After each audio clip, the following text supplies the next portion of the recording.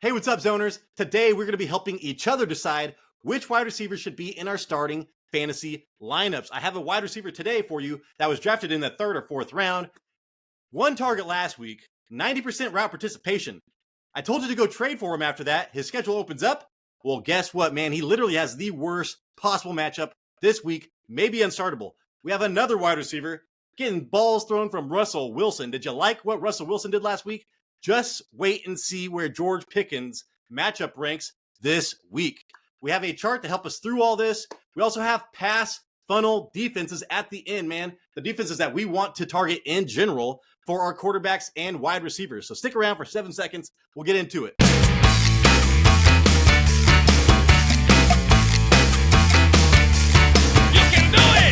All right, let's look at a table that can be found on fantasypoints.com, or you can just Google Week 8 wide receiver cornerback matchups. This will pop up, and you can follow along. First up, man, Devonta Smith, 83.4% route participation on the year. Elite is like 90%. That's what we want. He was up to 91% last game, and he only got 1 fucking target. So does that really matter sometimes? No, it does not. He is the slot wide receiver for this team, and he gets Cincinnati. I thought Cincinnati's cornerbacks were terrible. Well, guess what, man? They've got one good one, and he is a slot cornerback. He's only giving up 0.1 fantasy points per route run. Holy shit, that is the best in the league. And look at Devonta Smith. 0.45 fantasy points per route run is just good. If you're looking at like Malik Neighbors, Justin Jefferson, stuff like that, that is at 0.6. 0.6 is what we're chasing here, dog. But he is not. So Devonta Smith right now for me, probably just a flex. And if you have a better option, man, I would start him. Next up, dude. This guy was down with the sickness. I started him, all right? I started him. Dude, I forgot. Kendrick Bourne or whatever took all my points. I would have won this week had he played the fucking game. He ate some bad fish and chips over there in London. Holy shit, man. Not good. Demario Douglas. This is worrisome. 69% route participation. I want to see this go way up. He is the slot cornerback on this team. So when I see the 69%, I think this is without Drake May. It will be going up. I wish I could see the last 2 games. I bet it's way higher. 0.30 fantasy points per route run, man. He had Jacoby Brissett throwing him the ball. That number will go up as well. But now he gets the Jets, dude. I love Drake May as a starting quarterback, maybe for your fantasy team in the future. Not this week. I do not start people against the Jets. I don't care if they give up a lot of points this last week. I ain't doing it. But yeah, Isaiah Oliver, their slot cornerback, 0.13 fantasy points per route run, man. So not a great matchup for them this week. And then Ricky Pearsall. Hey, man, everybody's going to go out and grab Ricky Pearsall this week. He was up at 81% route participation. Why is that even happening? Because he just came back and everybody else just went down. So perfect timing for him. He is already involved, dude, and he is in the slot. He gets Dallas' slot cornerback. That's their best cornerback. So Dallas, the defense is actually allowing a lot of points, a lot of everything, but not to the slot receiver. And he is a rookie. So this guy, man, he's only got 0.17 fantasy points per route run. But again, he's like just started playing. So he's just running routes and not getting a lot. And then Dallas, man, that is their best cornerback. I would stay away from Ricky Pearsall. Do not get cute this week. Then here we go, dude. Miami. They are a run funnel defense. You have to run the ball against them. I think they might be allowing the fewest amount of points to fantasy wide receivers this season. And now, dude, Marvin Harrison Jr. is already having issues already, man. Issues. And now he gets Jalen Ramsey, 0.14 fantasy points. And see how it is tinted blue? That means that he's shadowed. So it doesn't fucking matter, man. They can move around Marvin Harrison. He will be shadowed. Marvin Harrison Jr., I would look elsewhere this week. And then let's see, Jordan Addison. Jordan Addison, man, I was all about last week. But hey, this week, bad matchup. 73% route participation. I want to see that go way up, man. I want to see that about 85%. 0.41 fantasy points per route run. He had that one great game, and it's kind of disappeared since. But hey, man, this will cure all illnesses or whatever. Go in and play the Rams. The Rams have been getting healthier and have been playing better. He gets the Rams' best cornerback, all right? So that is not great, 0.14. And they do move Addison all around, and this cornerback stays on one side for the most part. So Addison does have a chance to get loose on a couple plays, but the odds are against Addison this week. Then Tyler Lockett, man, I've been pushing Tyler Lockett for how long, man? I'm like, forget about Jackson Smith and Jigba. Go for Tyler Lockett. If Tyler Lockett's playing, he gets 10 targets and a touchdown sometimes. Whereas JSN is all over the map when Lockett is playing. If Lockett isn't playing, dude, lock JSN in. All right. So he's getting some Buffalo's cornerback Christian Benford giving up 0.14. So Buffalo's best. I think they might be a run funnel defense right now. You can run the ball a ton. They're not giving. Yeah, they are a run funnel defense. So the way that teams are beating them are by running the ball, and they've got two good running backs, Charbonnet and Kenneth Walker. Not a lot of opportunity for Lockett, despite the fact they're throwing the ball more than anybody else this year. All right, let's look at the best matchups for wide receivers week 8. George Pickens, man, leading it off. Only 79% route participation, but we knew about this. What's his name? Mike Tomlin was asked, why aren't you playing Pickens more? And he's like, I'm trying to get more productivity out of him, so I'm going to play him like half as much. Apparently he had a bad attitude, but now he's getting more targets. If he gets targeted a lot, I like George Pickens' attitude to go up. So, and his route participation as well. 0.43, that is just good, all right? That is only good. He gets Deonte Banks, the cornerback from the Giants. I've been targeting him for what, dude, like 3 weeks on this show, and it has been working out.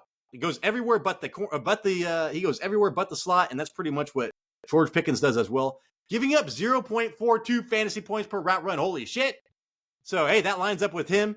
He should be overproducing this week. George Pickens, man, smash play.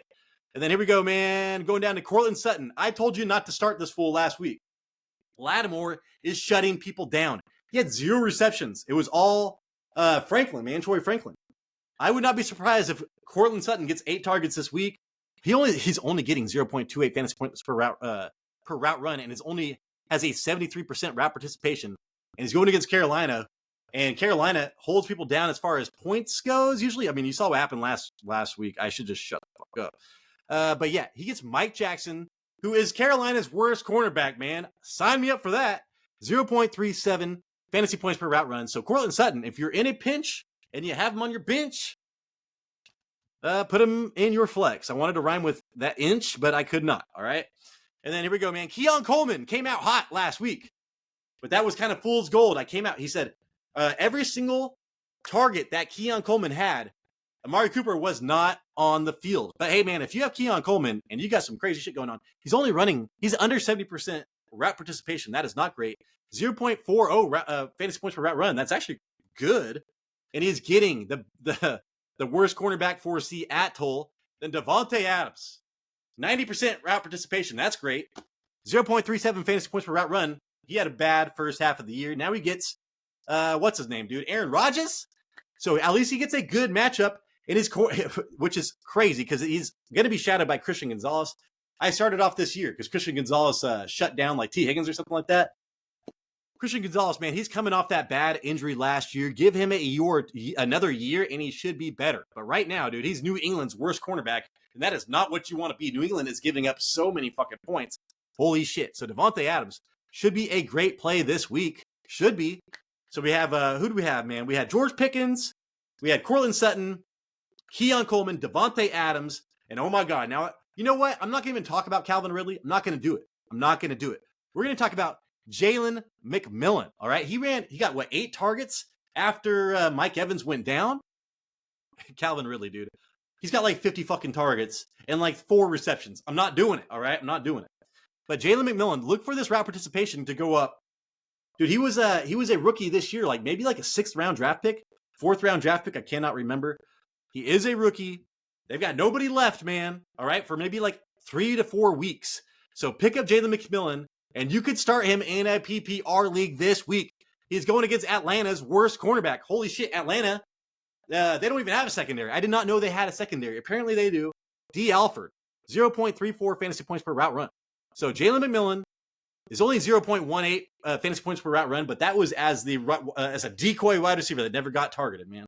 So go pick up Jalen McMillan and start him in your flex if you are desperate, only PPR. All right, let's quickly look at the pass funnel defenses. These are the defenses that sell out, man, to stop the run. So all these defenses barely allow any fantasy points to running backs, and they give up a ton of fantasy points to wide receivers. So Detroit Lions, they sell out for the run. They're going against the Titans. Look for, I don't know, I don't like Calvin Ridley, but he should have a ton of opportunities this week. The Eagles at Cincinnati. Holy shit, man. Jamar Chase, T. Higgins. It's on.